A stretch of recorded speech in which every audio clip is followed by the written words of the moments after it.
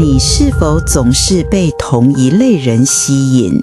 他们身上好像永远有 drama 在上演。今天公司有人搞小团体，明天伴侣又说了什么让他崩溃的话。他们总是带着一种激动，甚至有点亢奋的能量，向你巨细靡遗地报告着生活中的一切，那些好的、坏的，尤其是那些疯狂的鸟事。而你在他们身边感觉到一种奇怪的能量冲击，那有点像兴奋剂，让你觉得自己的生活好像也没那么平淡。但同时，在每一次深度长谈之后，你又感觉自己的能量正被一点一滴的吸干，像是手机电量从100% 瞬间掉到10%。他们的一句话可能会在你脑中盘旋好几天，他们生命中的那些混乱，不知不觉间你竟然已经习以为常。如果你听懂了，如果感觉心被刺了一下，请花一点时间诚实地问自己，让这些抓骂的能量一直留在我的生命场中，究竟阻挡了什么？答案是，它正在无形之中阻挡你体验那种真正深刻、宁静、滋养的亲密连结。如果这听起来太过熟悉，请相信我，你并不孤单。我叫艾菲，作为一个曾经也深深被这种模式困扰并走了出来的疗愈者，我今天想和你分享的不仅是洞见，更是一条真实走过的路。你有没有想过，为什么有时候抓马感觉起来竟然有点像刺激？为什么那种高高低低、充满不确定性的能量，对你来说竟然如此正常，甚至有点熟悉？答案可能就藏在我们都以为早已尘封的童年里。如果你的童年是在一种混乱、高压或充满控制的能量中度过的，那么这种抓骂的强度就可能被你的潜意识错误地标记为家的感觉，甚至是爱的感觉。让我分享一个我从未轻易与人提起的童年故事。从7岁到17岁，整整10年，我生命中最重要的一个抚养者是一位有着极强控制欲与自恋倾向的继母。在那栋房子里，空气似乎永远是紧绷的。7岁那年的夏天，我记得窗外的阳光很好，但我却常常被关在自己的房间里，因为继母说我今天的乖巧积分还不够，换不到去楼下花园玩耍的半个小时。想看电视，需要先完成额外的家务来赚取；想参加学校的活动，需要看他的脸色，用一整个星期的顺从来换取他的许可。食物在那个家里不是滋养，而是奖励或惩罚的工具。亲情不是流动的爱，而是一场永无止境的交易。我甚至连想看一眼我亲生母亲留下的照片，都需要小心翼翼地在她心情好的时候提出申请。在那个家里，我学会的第一件事不是如何去爱与被爱，而是如何成为一个气象专家，精准地预测下一场情绪的风暴何时会来临。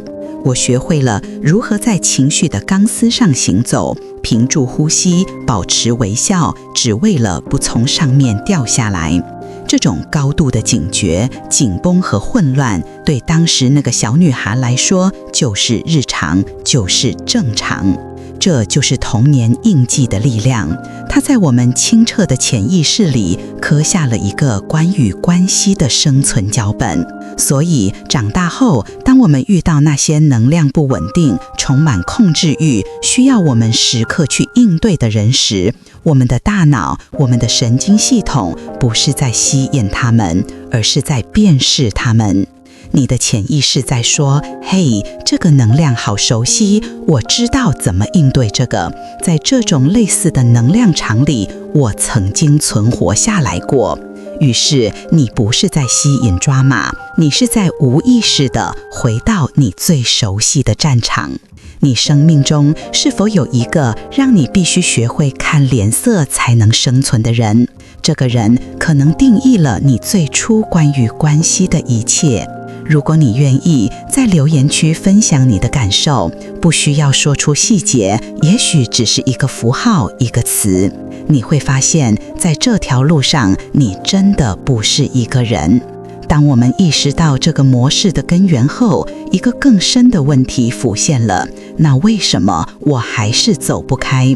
是什么像强力胶一样把我粘在这段消耗性的关系里？答案往往非常简单，却又无比沉重。那通常只有一个词：罪恶感。你害怕切断关系会让你显得很坏、很自私、很无情。你害怕看到对方受伤的表情。你甚至在脑中预言了100次对方会如何指责你，说你冷酷、忘恩负义。但这里有一个我希望你能刻在心里的真相。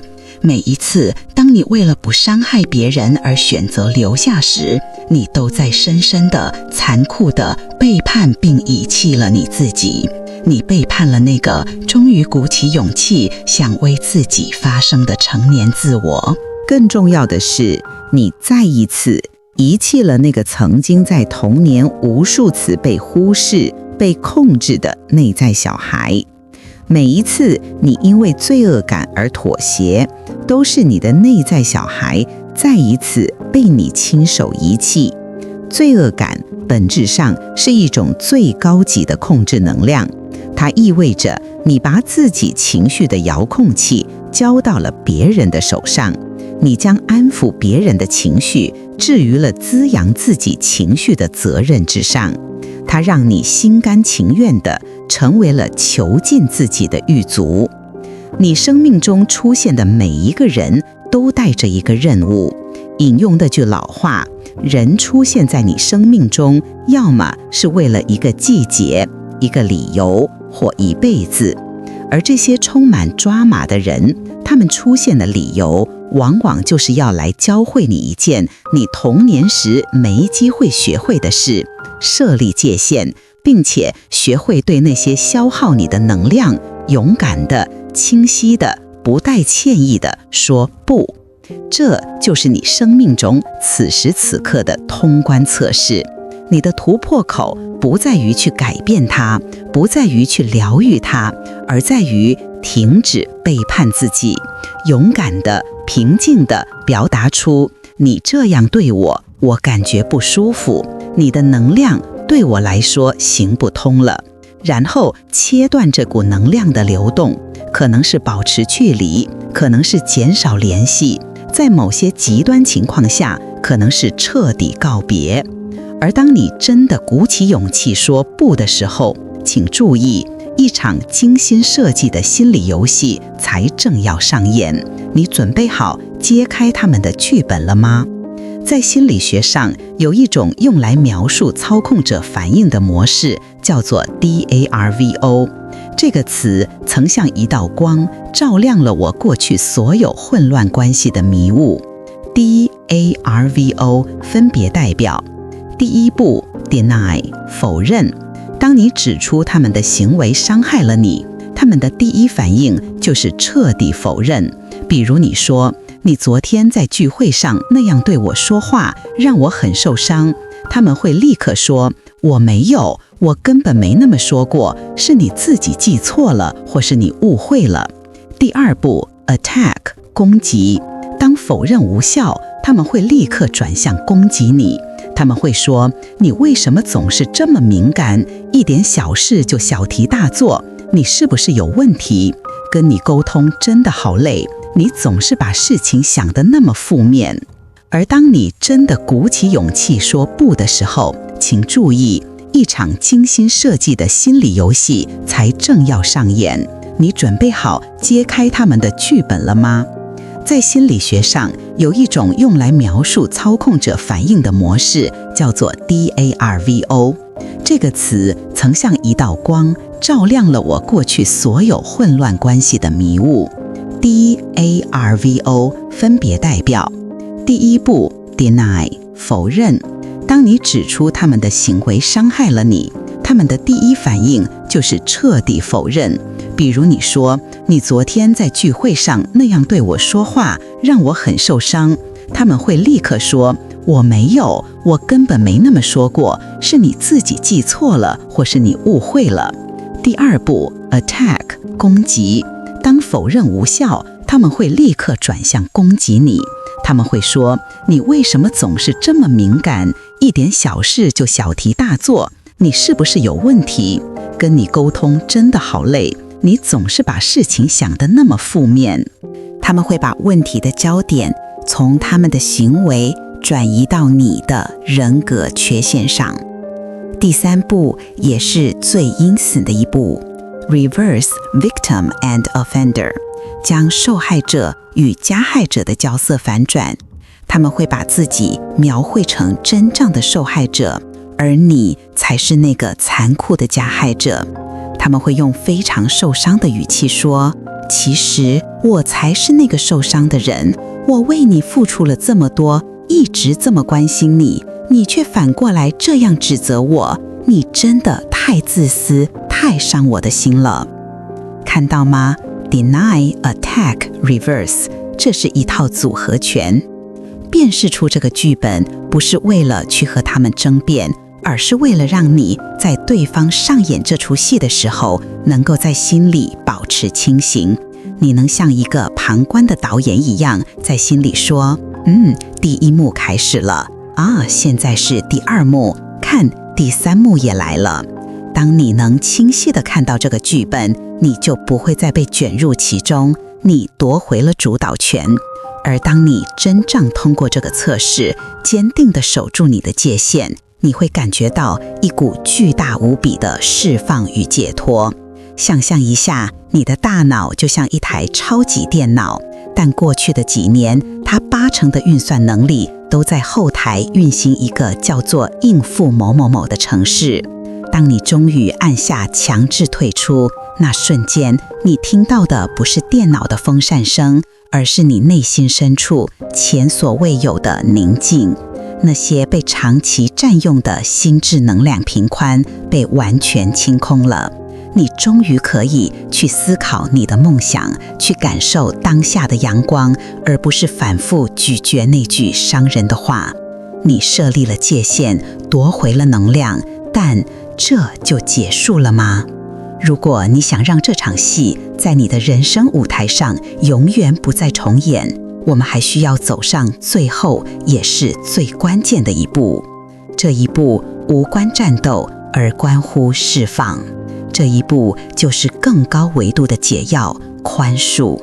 我知道，当我说出宽恕这2个字，你可能会很抗拒。他对我做了那些事，凭什么要我宽恕他？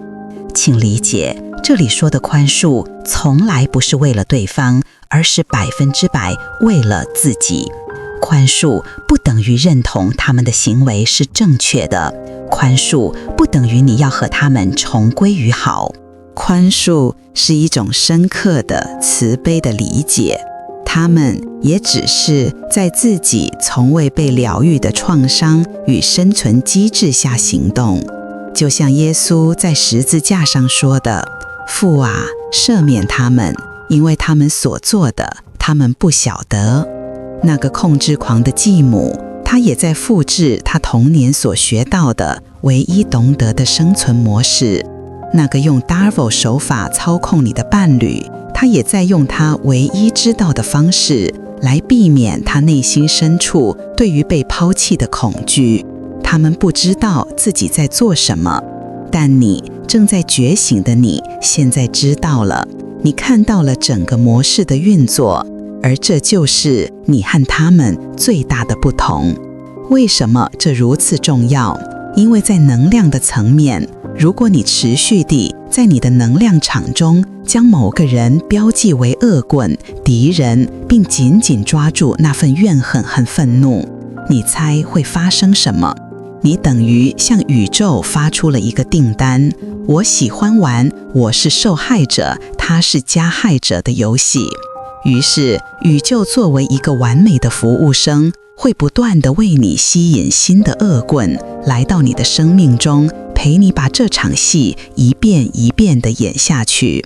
不宽恕，就像你在自己美丽的能量花园里，为那个曾经伤害你的人永久地保留了一块最肥沃的土地，然后允许他年复一年地在你的心里种下怨恨、愤怒和痛苦的种子，而你还要每天去给这些种子浇水，将愤怒转化为慈悲，将怨恨转化为理解。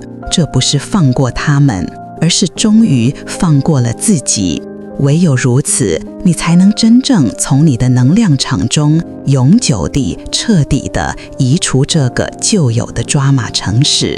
所以，亲爱的朋友，这趟旅程的终点是什么样的风景呢？当你勇敢地对那些消耗你的抓马说不，你其实是在对一种更深刻、更滋养的连接说是。你必须先清出空间，美好的事物才有机会流进来。你会开始遇到一些新的人，和他们在一起，你感觉很平静、很安全，没有戏剧性的高低起伏，没有让你彻夜难眠的对话。一开始你可能会觉得有点无聊，但请你重新定义这个词。过去你以为的无聊，其实是真正的安稳与健康。那是一种你的神经系统终于可以放松下来，被共同调节的深度安全感。它不是建立在创伤绑定上的刺激，而是建立在彼此尊重、灵魂共鸣的宁静之上。这趟旅程的核心是回家，是回到你的内在，去疗愈那个因为害怕被抛弃而习惯了混乱的内在小孩，是去学习如何调节你自己的神经系统，让平静成为你新的正常。你可以去探索，去尝试，比如透过呼吸法 breathwork 这样的工具，来温柔地释放那些常年积压在身体里的未被表达的情绪。这是一条向内的旅程，但你永远不必独行。如果这支影片触动了你，请务必点个赞，并订阅我的频道。你的支持是我继续分享这类深度疗愈内容最大的动力。而且你也知道，像这样深入探讨意识运作的内容，有时候说不准，所以也建议你先将影片保存下来，在你需要的时候可以随时回来，找到回家的路。